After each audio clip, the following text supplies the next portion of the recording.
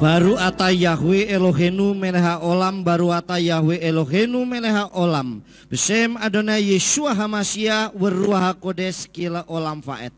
Bapa, sungguh nyata kasih-Mu yang melampaui segala akal pikiran kami, di mana kami saat ini boleh berada di tempat ini untuk memuji, menyenangkan hati-Mu, untuk kami boleh memuliakan nama-Mu Bapa. Sungguh indah dan sungguh ajaib dan sungguh diberkati saat kami boleh berada di bait-Mu yang kudus. Terima kasih Bapa. Sebentar kami akan merenungkan dafar Elohim-Mu. Urapi mempelai-Mu dan urapi seluruh kilat-Mu dengan urapan yang sama. Kuasai alam pikiran kami, berbicara dan berotoritaslah di tengah-tengah kami ya Bapa, karena kami siap mendengarkan dafar Elohim-Mu. Segala campur tangan kuasa lain yang tidak berasal daripada-Mu saat ini kami tolak usir demi nama Adonai Yeshua Mashiach. Keluar, tinggalkan hati, pikiran, juga ruangan ini, karena setiap kami siap untuk mendengarkan dafar-Mu. Hanya demi nama Adonai Yeshua Mashiach. Amin. Ya. Shalom Aleichem. Ya, saya ucapkan selamat tahun baru bagi kita semua, karena hari ini kita sudah memasuki tahun baru, hari yang kedua. Nah, hari ini kita akan mendengarkan dafar Elohim yang saya beri judul adalah hidup itu membutuhkan proses. Hidup ini membutuhkan proses, saudara. Kita akan baca terlebih dahulu kitab suci kita di dalam kitab Yeremiyahu atau kitab Nabi Yeremia, Yeremiyahu pasal 18 ayatnya 1 sampai 6. Saya akan bacakan, Bapak Ibu Saudara yang dikasih oleh Tuhan menyimak dengan baik. Yeremiyahu pasal 18 ayatnya 1 sampai dengan 6. Demikian dafar Elohim. Firman dari Yahweh yang datang kepada Yeremiyahu dengan mengatakan, bangkitlah dan pergilah ke rumah seorang panjunan, dan di sana aku akan membuat engkau mendengarkan dafarku. Lalu aku pergi ke rumah panjunan dan lihatlah, dia sedang melakukan pekerjaannya di atas roda pelarikan. Ketika bejana yang ada di tangan panjunan yang sedang ia buat dari tanah liat itu rusak, maka dia mengembalikan dan dia membentuk hal itu menjadi bejana yang lain menurut apa yang baik di mata panjunan untuk menjadikannya. Kemudian dafar Yahweh datang kepadaku begini, hai kaum Israel, tidakkah aku dapat berbuat kepadamu seperti panjunan ini? Dafar Yahweh, lihatlah, sebagaimana tanah liat di tangan panjunan, begitu pula kamu di dalam tanganku, hai keluarga Israel. Nah, saudara yang dikasih oleh Tuhan, ayat ini disampaikan kepada Yeremiyahu untuk melihat bagaimana proses yang Israel dibentuk oleh Bapa Yahweh, sehingga supaya melihat ternyata tidak segampang bahwa dibentuk Tuhan itu menjadi langsung jadi, saudara. Kadang proses itu mengalami banyak hal, tantangan yang dihadapi, dan setiap orang prosesnya itu berbeda-beda, saudara. Tidak sama satu dengan yang lain. Bahkan seandainya orang itu kembar pun belum tentu sama prosesnya. Kita akan lihat, saudara yang dikasih oleh Tuhan, ya. Ya. Nah, semua itu butuh proses. Saya kasih gambarannya begini, saudara.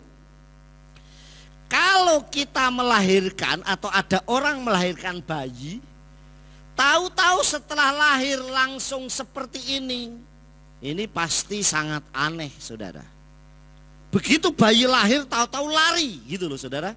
Paham ya? Jadi kalau dia ini lahir tahu-tahu langsung berdiri dan lari, itu pasti aneh dan keajaiban yang luar biasa. Lebih aneh lagi, begitu bayi ini lahir langsung remaja.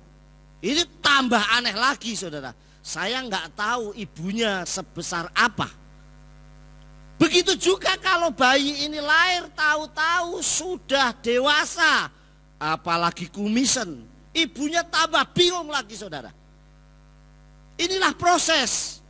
Jadi proses itu ada tahapannya. Bayi lahir, kalau dulu saudara, seingat saya waktu saya kecil, kalau bayi lahir itu matanya merem dulu. Jadi beberapa minggu baru dia bisa melihat. Cuma sekarang sudah berbeda lagi. Lahir langsung melek saudara. Sekarang itu bisa seperti itu. Saya nggak tahu, mungkin karena gizi vitaminnya berbeda dengan zaman dulu. Nah ini proses. Semuanya membutuhkan proses saudara yang dikasih oleh Tuhan. Nah kita akan lihat dari pelajaran yang kita baca tadi di dalam kitab Yeremiyahu, kita akan lihat saudara, apa yang terjadi, bagaimana proses yang Tuhan bentuk buat orang Israel dan terlebih buat kita. Kita lanjutkan saudara. Ya. Nah, Elohim menyuruh Yeremiyahu menemui tukang periuk. Ya, agar Yeremiyahu menyadari bahwa segala sesuatu yang terjadi di dunia ini melalui proses. Ini sekarang kamu lihat. Makanya kenapa banyak orang itu melayani atau hal apapun belajar. Saudara, gak mungkin sebagus suaranya apapun dia pasti belajar singer dulu nyanyi. Kadang nyanyinya sudah bagus saudara, tetapi bisa nggak dia punya percaya diri saat membawakan pujian dan mengangkat jemaat untuk masuk dalam hadiratnya. Begitu juga khotbah saudara. Dia harus belajar dulu, tidak asal tahu saudara. Kecuali kesaksian dia menyampaikan apa yang ada di dalam isi hati. Saudara yang dikasih oleh Bapak Yahweh, kemarin saudara yang dikasih oleh Tuhan, waktu hari Sabat kemarin di tempat saya ibadah, saya selalu membuat ibadah khusus di awal tahun dengan doa profetik. Apa yang menjadi pergumulan? Dan saya sudah bilang ke kehilat yang saya layani, kalau sudah dan apa yang saudara tulis ataupun pakai gambar atau foto, saudara dikabulkan oleh Tuhan, saudara harus bersaksi. Saya baru turun saudara, orang sudah bilang sama saya, ada di sebelah saya salah satu kan, Pak saya mau bersaksi tapi minggu depan. Karena hari ini juga doa saya dikabulkan. Dia di lehernya ada benjolan saudara. Itu saya pikir instan sekali dan Tuhan jawab itu dahsyat luar biasa. Dan dokter dulu sempat mungkin ini harus dioperasi gitu. Tetapi kemarin dia bilang minggu depan ya Bu, nanti sebelum saya menyampaikan daftar Elohim, nanti Ibu bersaksi dulu. Oh iya Pak, gitu saudara. Dan itu keajaiban yang terjadi, tapi semuanya proses. Kalau orang itu nggak datang dan dia tidak sungguh-sungguh, ya pasti tidak terjadi saudara. Nah ini proses apa yang dia harus lakukan, dia berjalan. Begitu juga saat orang membuat karya yang hebat saudara. Dia membuat karya yang luar biasa. Nah seperti si tukang periuk ini saat dia membuat dan ternyata kok ini nggak bagus, pasti akan dibentuk lagi sampai prosesnya sesuai dengan hal yang baik. Saudara yang dikasih oleh Tuhan, ayat tadi saudara kalau kita baca perhatikan baik-baik, di situ dikatakan demikian saudara. Ya. Ayat yang keempat. Ketika bejana yang ada di tangan Panjunan itu yang sedang ia buat dari tanah liat itu rusak, maka dia mengembalikan dan dia membentuk hal ini menjadi bejana yang lain menurut apa yang baik di mata Panjunan itu untuk menjadikan. Perhatikan ayat ini baik-baik ya. Sekali lagi saya bacakan supaya saudara menyimak. Dan dikatakan ketika bejana yang ada di tangan Panjunan yang sedang ia buat dari tanah liat itu rusak. Jadi saat dibuat itu prosesnya tadi rusak, naik dulu. Nah ini rusak, kemudian apa yang terjadi saudara? Maka dia mengembalikan dan membentuk hal itu menjadi bejana yang lain. Diproses lagi menjadi yang lain, mungkin bentuknya nggak sama persis dengan ini. bisa juga menjadi Gucci dan sebagainya, saudara. Menurut apa yang baik di mata pajunan itu untuk menjadikannya. Nah, yang jadi masalah, ayat ini ditulis menjadikan sesuatu yang lain menurut yang baik di mata pajunan itu, di mata tukang periuk itu. Artinya dibentuk itu sesuai kehendaknya Tuhan, bukan kehendaknya kita. Apa maunya Bapa Yahweh prosesnya dalam hidup kita? Saudara yang dikasih oleh Tuhan, ini beda dengan prosesnya dunia. Jadi kadangkala kita maunya, aku maunya seperti ini Tuhan. Tetapi kitab suci mencatat, saudara, menurut apa yang baik di mata tukang periuk atau pajunan untuk menjadikan. Jadi di mata Tuhan, bukan di mata kita, saudara. Sampai di sini paham, saudara? Paham ya? Nah, sekarang kita akan lihat, saudara. Lanjut, next ya. Nah, ini ayatnya. Yesayahu 64 ayat 8. Demikian dafar Elohim.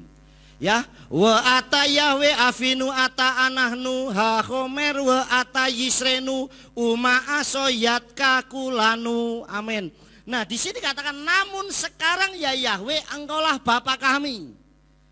Ayat ini sering saya buat penginjilan untuk menerangkan nama Bapa Yahweh.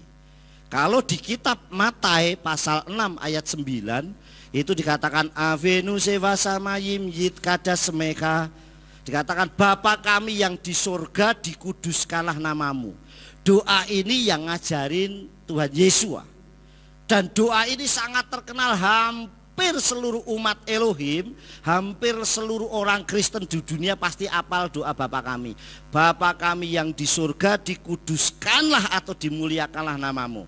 Nah, berarti Bapa yang di surga itu punya nama, dan namanya harus dikuduskan. Kalau Bapa itu punya nama dan harus dikuduskan, pasti nggak mungkin diganti namanya. Disebut sembarangan saja nggak boleh. Siapa nama Bapa yang harus dikuduskan? Nah, ayatnya ada di Yesayahu 64 ayat 8. Namun sekarang ya Yahweh, engkaulah Bapa kami. Berarti Bapa itu namanya Yahweh, saudara. Ini yang sering saya sampaikan. Tapi saya tidak menggarisbawahi tentang nama Bapa Yahweh, karena saya yakin kita semua sudah paham. Yang saya garis bawahi dikatakan kami adalah tanah liat. Kita ini tanah, saudara, yang kapanpun dibentuk oleh Tuhan sesuai seleranya Tuhan. Bukan sesuai seleranya kita, bukan apa maunya kita, tetapi apa maunya Bapa Yahweh dalam hidup kita. Paham ya? Dan di sini katakan kami adalah tanah liat, dan engkaulah panjunan kami, engkaulah yang membentuk kami, dan kami semua adalah karya tanganmu. Artinya kita ini dibentuk Tuhan, apa maunya Tuhan prosesnya. Yang penting kita ngikutin saja proses Tuhan, saudara. Beberapa waktu yang lalu ada tamu di tempat saya sharing. Saya bilang, saya cerita sama saya. Waduh, terima kasih Pak Yefta, ngobrol-ngobrol sudah dikasih Tuhan. Saya bilang, orang mungkin lihat saya sekarang, tapi tidak pernah lihat proses saya waktu saya pertama kali masuk ke Kopeng, saudara. Bagaimana saya hidup di padang gurun yang benar-benar gersang, saudara. Sampai saya proses ikut nguli batu. Saya pernah ikut nguli batu loh, saudara. Dulu saya kerja di Jakarta sambil part time, tapi begitu masuk pelayanan saya nguli batu. Karena memang nggak ada apa-apa, saudara. Bener-bener yang saya lihat padang gurun, saudara. Sampai tetangga saya itu melihat saya waktu saya nguli batu, saudara. Saya bantuin, yang jadi tukangnya itu Pak Harun, Pak Gembala Harun di Tarangalit. Saya yang ngenein, saudara. Sampai tetangga saya bilang gini, Mas ngapain? Ya nguli. Wah, nggak bener, yang bener dong. Bener. Dia nggak yakin dengan saya, saudara. Tapi saya lakukan, saudara.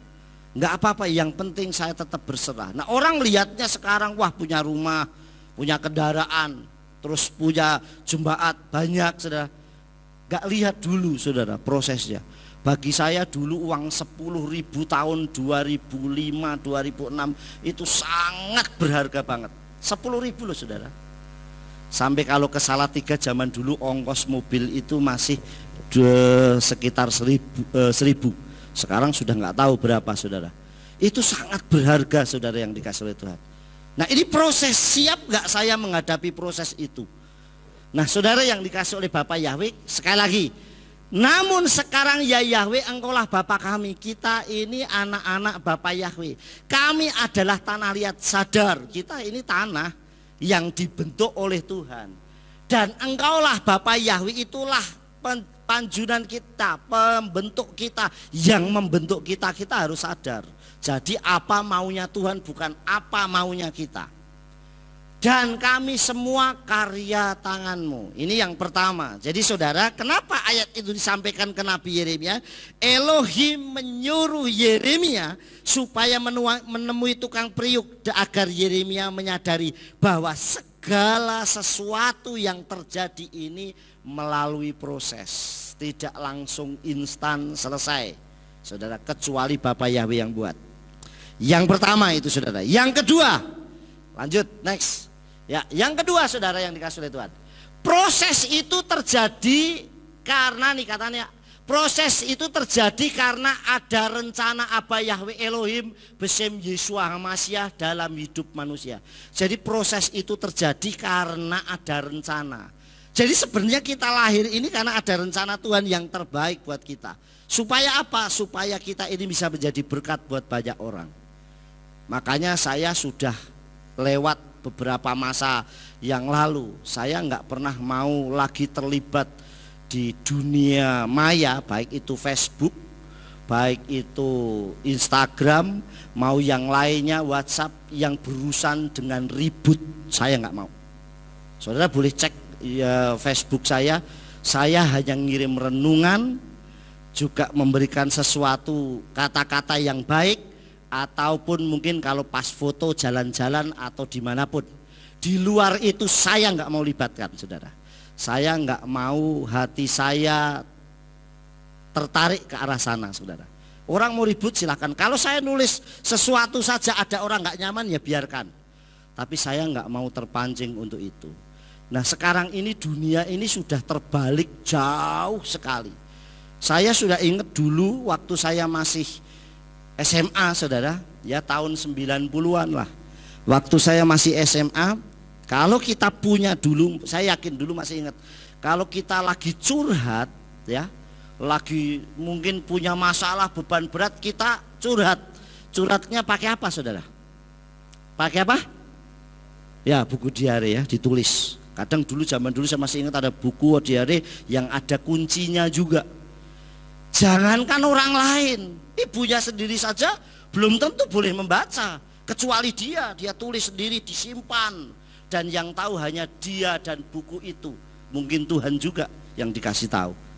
Tapi sekarang berbeda saudara, banyak orang curhat tapi di Facebook.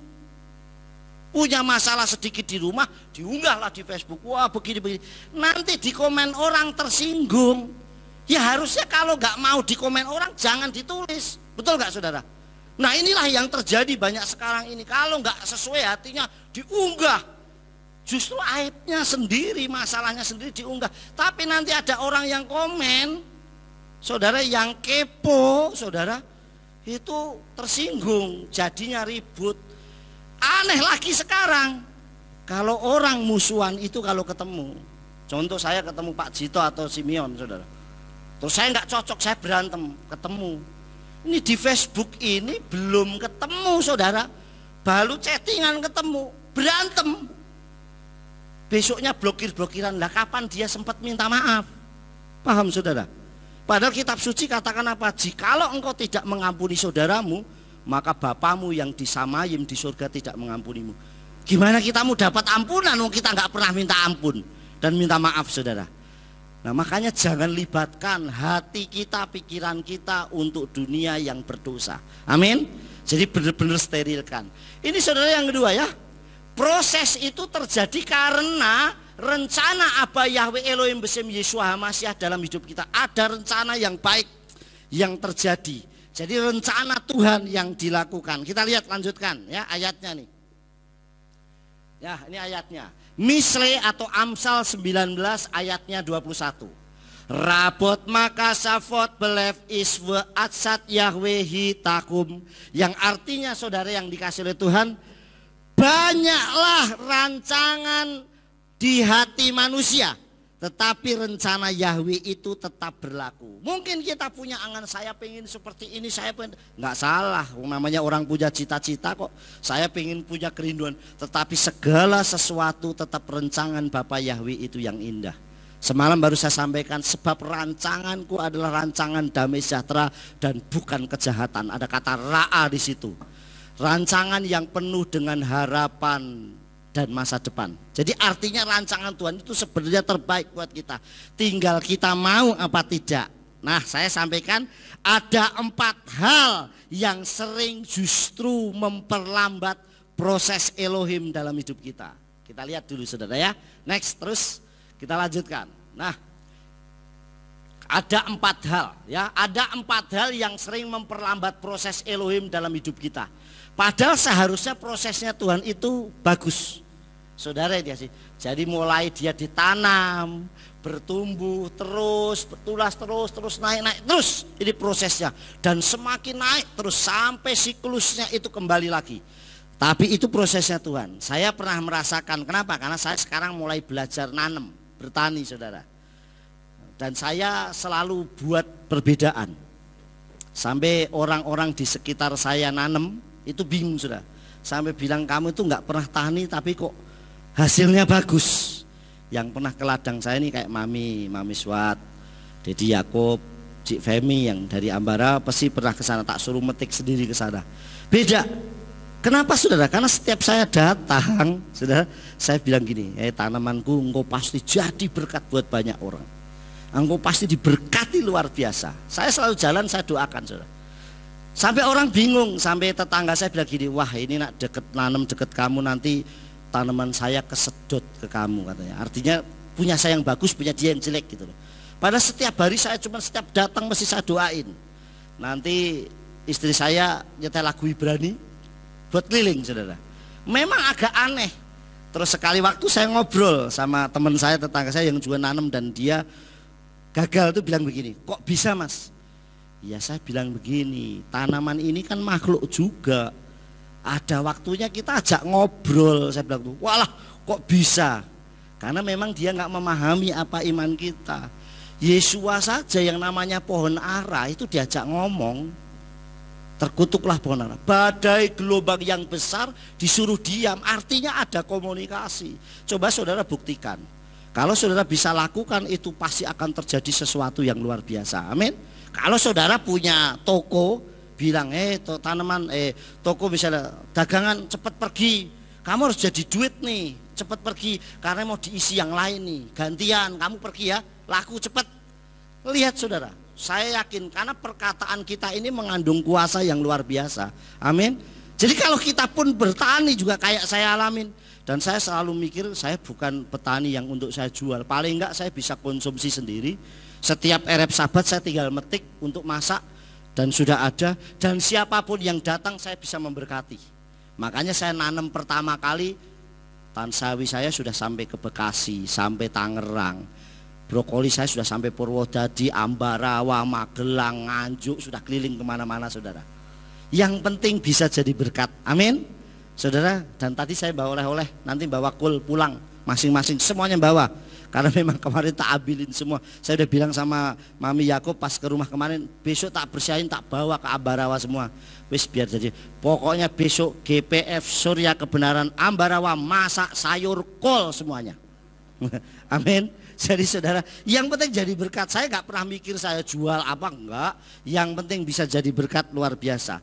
Jadi ada 4 hal yang sering memperlambat prosesnya Elohim dalam hidup kita. Yang pertama apa saudara? Kita lihat.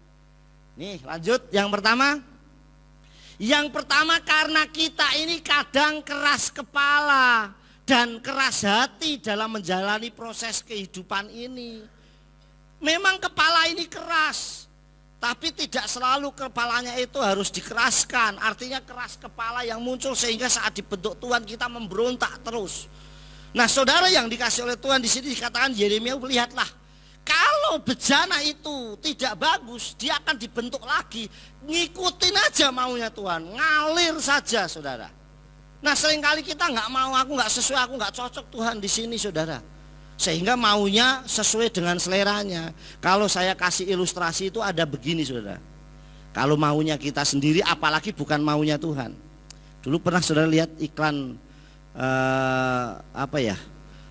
tentang yang begini, wah saya lihat kamu lahirnya kemiswagi, nggak cocok kamu kerja di air. Pernah ada gitu kan iklan kayak gitu tuh, kamu nggak cocok kamu kerja di air. Wah terus cocoknya di mana Mbah katanya gitu. Dia tanya sama Pak Dukun saudara, oh, kamu nggak cocok di air. Akhirnya dia waktu bersihin kolam renang itu, kamu nggak cocok di air. Besoknya dia jualan air juga, air mineral. Loh kamu kok nggak berubah-ubah, nggak sukses-sukses? Ya karena pindahnya ke air-air juga saudara. Artinya kita ngikutin prosesnya Tuhan, apa maunya Bapak Yahweh dalam hidup kita.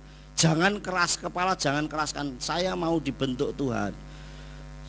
Saudara yang dikasih, waktu saya dapat visi masuk ke Kopeng, yang pertama kali nyampein ke saya itu Dedi Yakub. Saya masih kerja itu saudara. Dan waktu malam kalau lembur saya ditelepon, siap gak? Aduh belum. Saudara tahu yang saya pikirkan siapa? Saya itu bisa, saya karena udah biasa pelayanan kemana-mana saudara. Yang saya pikirkan nanti anak istri saya nanti di sana gimana? Kalau saya kerasan, anak saya, istri saya nggak kerasan gimana? Ini sisi manusia saya saudara. Makanya saya mulai tidak terima. Saudara tahu apa yang terjadi? Tuhan izinkan saya dibentuk. Sehingga tanggal 11 April 2004 anak saya kena tipes sama inspa. Dan itu sudah akut dan saya harus masuk rumah sakit. Tapi hari itu saja di jam yang berbeda. Dari jam 12 dipindah ke rumah sakit. Di jam yang 1 anak saya sehat. Saya sudah dapat jawaban Tuhan saudara. Tapi masih belum terima juga. Tanggal 28 April, jadi 11-28 April, berarti itu sekitar 19 hari berikutnya. Nah 19 hari berikutnya saya pas gajian, saya turun di UKI di Jakarta sana, saya ditodong sampai 5 orang. Dan semua uang HP, saya bilang nih kalau mau uangnya ini bang, ada 600 ribu. Kalau HP ini HP-nya baru, padahal HP itu baru tadi pagi saudara beli, kan bayar gajian. Itu T cepek 5 dulu, Sony Ericsson T cepek 5 yang slim itu loh, zaman dulu. Ini HP-nya. Kalau mau ATM ini ATM-nya, ini nomor PIN-nya. Memang kalau nodong pelayan Tuhan itu baik. Jadi dikek KB saudara. Sampai akhirnya yang 2 orang itu cek ke ATM, yang 3 orang nungguin saya saudara. Dan waktu yang 3 orang nungguin saya itu bilang begini, saya itu nggak mau merampok kamu, nak tak bunuh sekarang bisa. Memang itu di sepi tempatnya, di kebun-kebun gitu saudara. Saya dibawa ke situ. Tapi saya aneh, saya nggak punya rasa takut. Saya cuma bilang begini, nah, kalau saya mati sekarang pun ya saya selamat. Bener-bener nggak punya rasa takut, nggak punya rasa. Ini nak suruh ngulang nggak mau saya.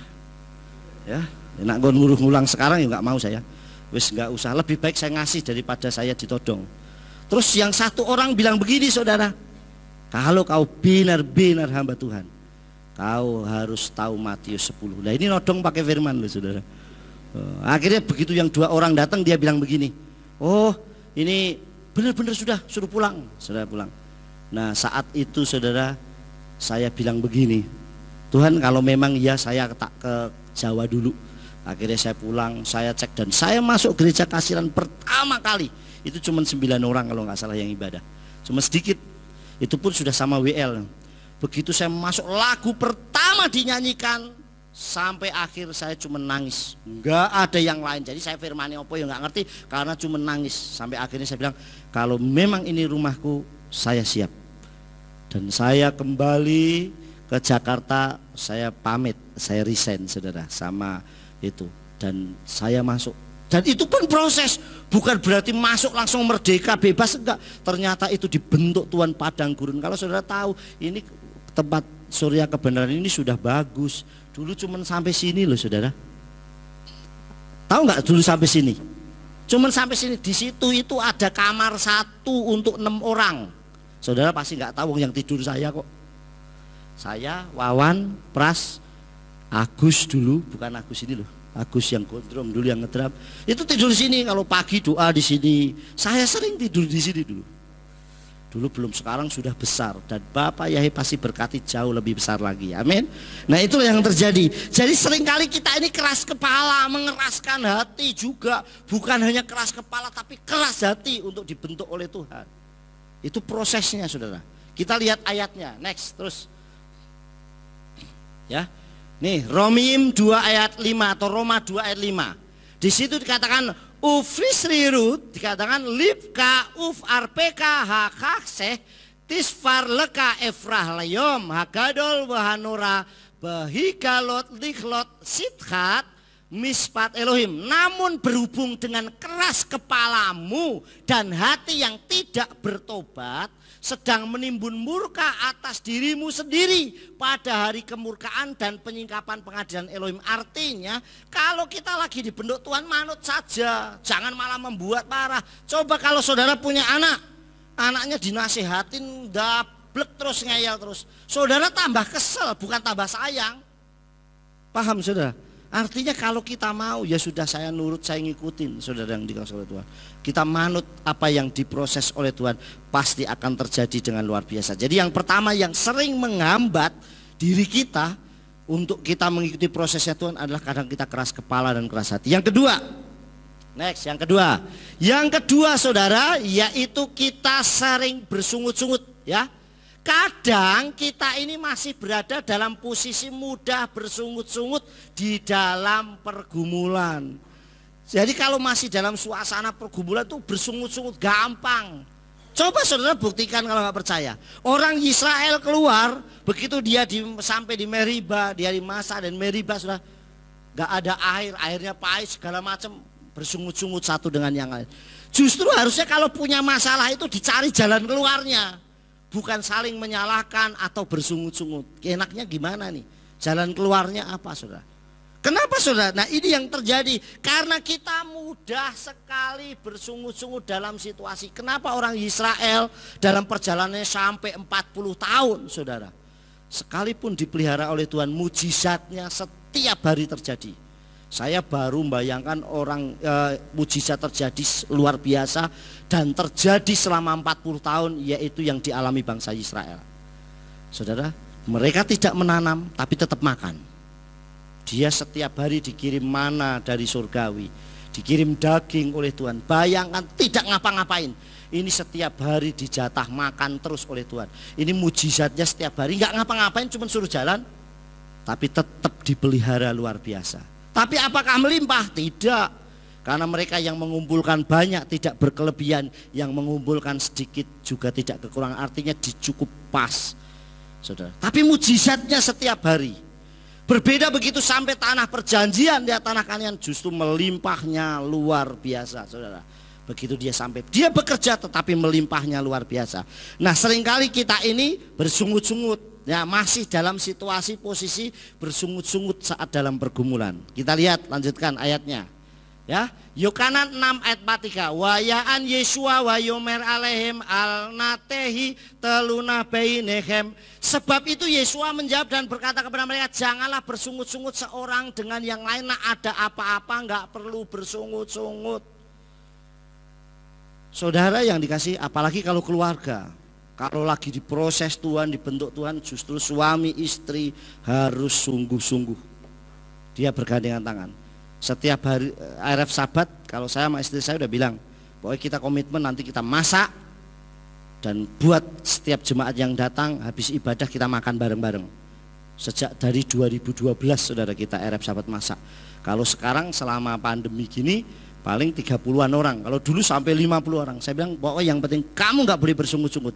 Pokoknya kerjain aja, masak seadanya, yang penting tetap kita melayani Tuhan. Tapi sudah tahu, sampai hari ini saya nggak pernah kekurangan beras saudara. Sampai hari ini, mau yang datang berapapun, semakin banyak yang datang saya semakin senang. Tandanya Bapak Yahya berkati dengan luar biasa. Selama kita nggak hitung-hitungan sama Tuhan, Tuhan nggak mungkin hitung-hitungan sama kita. Amin. Saudara, dan saya tidak pernah mau melibatkan gereja. Saya hanya sungguh-sungguh. Saya pernah bersaksikan di tempat saya saudara. Beberapa waktu PPKM yang pas PPKM kemarin ketat itu loh. Itu bulan apa ya? Sekitar bulan Juli kali ya. Sekitar kalau enggak Juni, Juli itu pas ketat-ketatnya PPKM. Kita di rumah semua nggak ada. Ibadah aja live dari rumah saya. Tidak boleh ibadah, saudara. Nah, sekali waktu ada orang memberkati saya. Dia bilang begini, "Salam Pak, saya memberkati perpuluhan saya untuk masa PPKM Bapak." Sudah tahu, dikirim ke saya. Kalau saya beliin beras, saya 6 bulan nggak perlu makan, nggak perlu beli beras, saudara. Tapi malam saya nggak bisa tidur. Wah, bener-bener saya gelisah, bingung saya. Ini uang ini mau diberikan ke saya memang, saudara, buat PPKM selama. Tapi saya nggak bisa tidur. Saudara tahu apa yang saya pikirkan? Saya mungkin makan kenyang, tapi bagaimana jemaat Kehilat yang saya layani? Apakah mereka juga yang nggak kerja juga bisa makan? Saya bilang sama istri saya, bilang begini, "Mah, uangnya beliin sembako saja semuanya. Wis, kita nggak usah mikirin. Pokoknya bagikan semua ke jemaat Tuhan." Saya bilang begitu, dia bilang, "Ya, nggak apa-apa." Wah, saya senengnya luar biasa. Besok paginya saya pergi ke tukang sembako, tak hitung jumlahnya, jemaat yang saya layani tak bagikan semua. Malah saya nggak mikirin untuk diri saya sendiri, saudara. Saudara tahu apa yang terjadi? Besoknya hanya hitungan 1 minggu ada orang bilang gini, "Pak, ngapain? Lagi buat acara nih gini."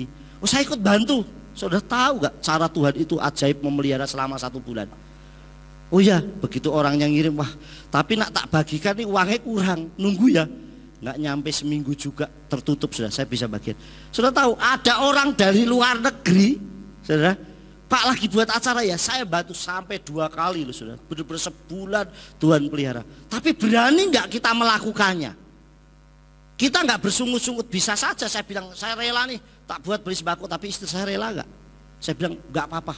Begitu sudah begitu, dan itu keajaiban Tuhan. Dan saya tidak pernah, begitu saya dikirimin uang nih jumlah sekian, uangnya masih sisa aja, tak tukok ke masako kabeh.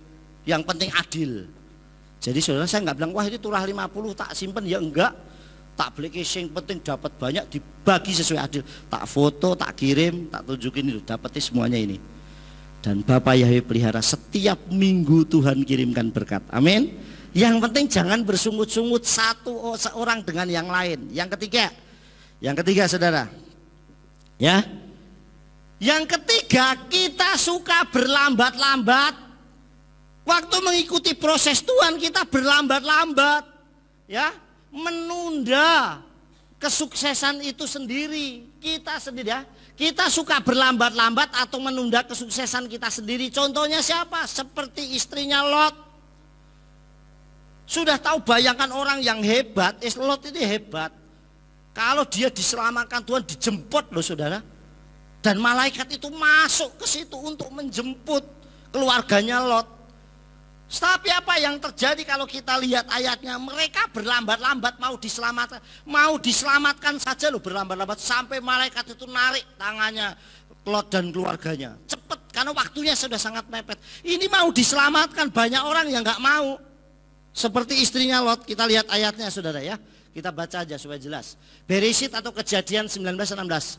Wa yitmama wa yakasihu ha anasim piyadu ufyat isto ufyat stay fenotai behemplat Yahweh alai wa yutsuhu wa yinukuhu mikhut lair. Dan dia berlambat-lambat. Dan orang-orang itu memegang tangannya dan tangan istrinya dan tangan kedua anak perempuannya. Karena Yahweh berbelas kasihan kepadanya. Dan mereka membawanya keluar dan melepaskannya di luar kota itu. Saudara bayangkan, diselamatkan, ditolong, dibuat sukses, selamat dari malapetaka. Tapi berlambat-lambat, sama dengan kadang kita suka menunda kesuksesan kita sendiri yang berlambat-lambat. Kita tidak bergerak cepat, tidak gesit saudara. Kita sering menunda. Nah coba saudara bayangkan, kalau seandainya dia berlambat-lambat sedikit saja, habislah dia bisa mati. Tapi belas kasih Bapak Yahweh itu luar biasa saudara kepadanya, sehingga ditariklah tangan itu. Sekarang saya tanya, keluarganya Lot sebenarnya sudah selamat belum? Sudah, dia udah keluar dari Sodom dan Amora, Sedom dan Amora. Tapi toh masih ditampil lagi istrinya Lot, yang karena hatinya juga masih berlambat-lambat dengan hartanya. Nah memang di Sodom ini kalau kita baca dalam kitab Sefer Hayasar, jauh lebih mengerikan lagi kejahatannya. Karena ada orang datang dipukulin, dipalak, diambil hartanya. Kalau di kitab Bereshit kan cuma ditulis memang banyak dosanya saja, tapi justru kejahatannya memang sangat mengerikan, saudara. Inilah yang terjadi. Yang ketiga adalah kita kadang suka berlambat-lambat. Yang keempat, yang terakhir, saudara, yang keempat, kita tidak sabar. Nah, orangnya nggak sabar, pengennya semua serba instan. Padahal semua yang instan itu belum tentu bagus. Jadi pengen punya uang banyak, males. Pengennya instan, saudara, untuk ngumpulin uangnya. Saudara, untuk ngumpulin rezekinya, untuk mengumpulin berkatnya. Pengennya instan, pengennya duduk manis, dapat uang, ongkang-ongkang kaki, berkatnya melimpah. Dan maunya instan, tidak mau sungguh-sungguh, saudara. Kalau kita mau dapat jiwa, mau nggak kita bergerak? Baru hari Kamis yang lalu saya dapat jiwa lagi satu keluarga, saudara. Saya datangin, saya doain. Sampai orang yang bawa saya bilang gini, saya ini loh mas, belum pernah lihat istrinya ini didoakan nangis seumur-umur. Tapi saat saya doakan dia bisa meneteskan air mata, bener-bener Tuhan jamah dia luar biasa. Tapi mau nggak kita bergerak? Atau besoknya aku doainnya besok aja lah. Aku hari ini capek, sibuk, saudara. Saya ini yang paling gampang 24 jam HP saya bisa dihubungin siapapun, makanya HP saya selalu on. Kalau pagi habis doa pagi mesti tak kirimin renungan dulu. Pokoknya saya udah ngirim renungan, sudah selesai, saudara. Pagi, siang, sore, siang, sore saya kirimin. 24 jam saya bisa dihubungin. Saya pernah dihubungin bukan jemaat untuk doain jam 12 malam, saudara. Dan saya harus turun ke Salatiga, masih naik motor, saudara. Waktu itu masih naik motor dan itu gelap, malam, sepi. Tapi itu pelayanan. Jadi kita kapanpun waktunya ya siap saja gitu loh, saudara. Jadi saudara tidak sabar. Nah, kita seringkali tidak sabar. Tidak sabar, pengennya semua gampang, yang instan saja, yang cepat. Kita lihat ayatnya, saudara. Yakob atau Yakobus 4 ayat 14. Wa atem lotet un mahyelet yomakar kime kayechem hitor yerai karega wa akar ya alefatohu. Sedang kamu tidak tahu apa yang terjadi besok, apakah arti hidupmu. Hidupmu itu sama seperti uap yang sebentar saja kelihatan lalu lenyap. Artinya begini, saudara yang dikasih oleh Tuhan. Kita ini kalau ikutin proses Tuhan, sadar bahwa kita di dunia itu cuma sebentar. Jadi saudara, ikutin prosesnya, alurnya Tuhan itu dengan baik. Apa yang kita kerjakan, enggak semuanya serba instan. Kenapa? Toh seandainya kita punya sesuatu, kalau Tuhan mau ambil seperti Iyob, kita nggak bisa berbuat apa-apa kok. Tetapi kalau kita ini rajin, tetap tugas pelayanan kita, tugas pekerjaan kita kerjakan dengan sungguh-sungguh, Bapak Yahweh pasti berikan kita hal yang luar biasa. Semalam saya sampaikan, orang yang sering dapat bonus itu pasti orang yang berprestasi. Kalau kita kerja di perusahaan, besok kenaikan gaji naik, bonusnya naik karena dia berprestasi, saudara. Ibadah atau kerja nggak lambat, rajin. Orang belum datang, kita sudah rajin. Dulu Hodula Yahweh Kopeng itu punya cabang di Salatiga. Setiap saya datang ke Salatiga, saya selalu buka kuncinya dulu. Nanti istri saya nyapu, saya nata kursi, saya ngelapin kursi, yang ngepel. Selalu setiap hari. Sampai Pak Matius dulu bilang gini, Kopeng itu deket ya sama Salatiga. Artinya apa? Padahal kita itu jauh, tapi kita bisa jauh lebih datang lebih awal. Dan kita bisa menyiapkan lebih dulu, saudara. Makanya kayak kemarin saya ada tamu dari Demak. Saya ibadah, dia sisipan, Pak saya kecewa ketemu Bapak, saya sisipan. Nah saya kalau ibadah jam 4, saya 3 kurang 10 sudah berangkat. Padahal perjalanan ke Kasiran cuma 5 menit sudah. Karena saya harus nata kursi dulu. Selama ibadah ini kan nata kursi, nata semuanya di set untuk segala sesuatu. Jadi saya menyiapkan diri jauh lebih duluan. Saudara boleh tanya Rio deh. Kalau Rio kamu lambat tak tinggal. Jadi kalau sudah ibadah saya harus duluan gitu, saudara. Paling tidak terlambat. Tapi kan harus menyiapkan segala sesuatunya, saudara. Jadi sekali lagi, yang keempat yang membuat kita tidak mengikuti prosesnya Tuhan dan kita itu tidak memperlambat prosesnya Elohim dalam hidup kita adalah kita tidak sabar waktu diproses oleh Tuhan. Kita ngikutin aja prosesnya Tuhan. Nah kita lanjutkan selanjutnya ya. Nah makanan, pekerjaan, kekayaan yang diperoleh secara instan hasilnya dan dampaknya akan kurang bagus. Makanan semua yang instan semuanya pasti ada dampaknya deh, cepat atau lambat. Pekerjaan pun ya sama. Segala sesuatu yang kita peroleh secara instan jadinya belum tentu bagus. Saudara, terus kecuali mujizat ya saya bilang, yang mujizat dari Bapak ya, mesti dampaknya hasilnya kurang bagus. Ini saya kasih contoh, tahu gambar ini saudara? Tahu gambar ini? Ini gambar sebuah kisah cerita, legenda. Yaitu siapa saudara tahu? Roro Jonggrang. Tahu Roro Jonggrang? Dia mintanya apa saudara waktu mau dinikahin sama Bandung Bondowoso apa? 1000 candi saudara. Jadi nggak 1000 candinya? Semalam masih menurut si Roro Jonggrang nggak sempurna karena kurang satu. Makanya bersyukurlah saudara yang hidup di zaman sekarang. Cewek-cewek nggak minta mas kawin, candi. Nah, saya minta mas kawinnya candi, saudara kelenger saudara. Mintanya paling saya minta emas, cincin, gampang beli. Coba kalau dulu Simeon, dulu Elvina bilang gini, Simeon kamu nikahin saya buatkan aku 2 candi saja. Bingung Simeon, Det gimana caranya Det? Doa puasa atau apa, gak bisa saudara. Butuh proses, buat tabut gini aja berapa bulan, buat menorah aja berapa bulan saudara. Ini seperti ini loh saudara. Nah sesuatu yang instan seperti yang diminta oleh Roro Jonggrang ini pun gak jadi dalam ceritanya saudara. Masih kurang satu, artinya gak sempurna, masih belum bisa diterima. Sesuatu yang itu menurut kita cuma semalam. Nah bagaimana saudara yang dikasih supaya kita itu ngikutin prosesnya Tuhan dan kita berhasil sampai garis finish, sampai garis akhir itu kita berhasil. Ini tipsnya. Yang pertama, ini caranya. Ya selain tadi kita tinggalkan semua yang keras kepala, semua yang berlambat-lambat, semua yang bersungut-sungut, yang tidak sabar. Ini tipsnya saudara. Lihat, next terus. Yang pertama adalah jalanilah kehidupan melalui prosesnya Elohim. Jadi kalau kita lagi dibentuk, ngikutin aja, jalanin saja. Wis saya manut, ikutin prosesnya Bapak Yahweh Elohim. Apa yang dilakukan? Contohnya siapa? Yop. Dia ngikutin saja kok. Memang penderitaannya saya lihat gak ada orang yang menderitanya seperti Iyub.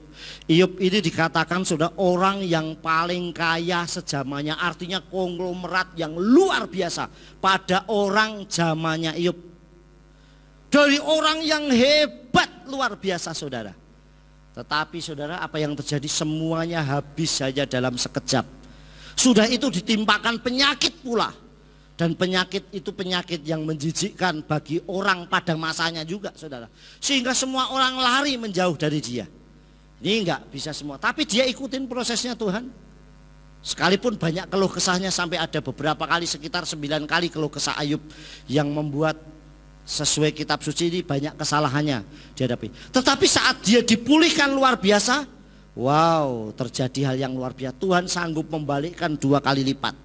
Tetapi ikutilah prosesnya Elohim, jalanilah kehidupan itu kita melalui prosesnya Elohim. Yang kedua saudara, nikmati setiap prosesnya, maka akan membuat kita memahami arti hidup dan menjadi semakin kuat dalam tantangan. Ya, nikmati setiap prosesnya.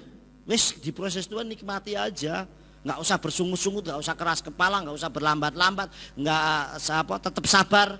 Nah, nikmati prosesnya, maka akan membuat kita memahami arti hidup. Oh, ternyata aku dibentuk Tuhan kayak gini toh. Saya dibuat seperti ini supaya terjadi sesuatu dan menjadi semakin kuat. Kita semakin kuat terus saudara, yang dikasih semakin kuat dibentuk Tuhan itu jadi semakin kuat. Sehingga menghadapi segala sesuatu kita sudah biasa. Karena kita sudah diproses dan dibentuk oleh Tuhan. Yang ketiga, yang terakhir. Yang ketiga ya, tetap tulisannya salah nih. Tetap di jalur bersyukur. Tetap bersyukur saudara, jalurnya bersyukur saja.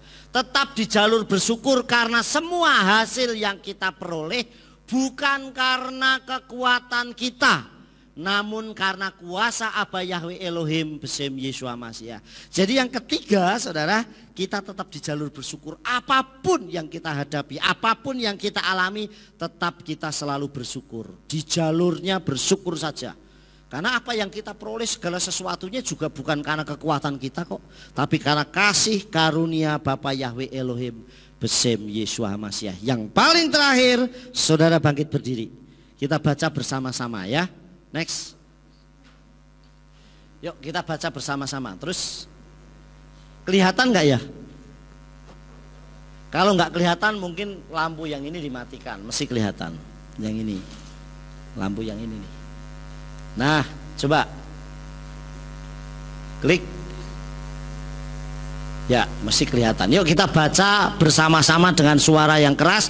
Nanti begitu sudah amin, bilang haleluya, amin, yes. Sudah siap? 1, 2, 3.